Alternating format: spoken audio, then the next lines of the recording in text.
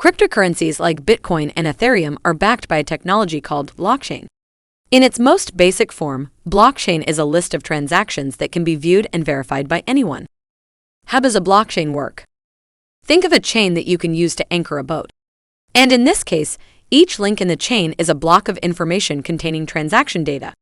At the top of the chain, you see what happened today, and as you go down the chain, you see older and older transactions.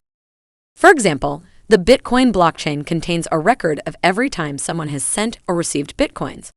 Payments via blockchain can be more secure than standard debit/credit transactions.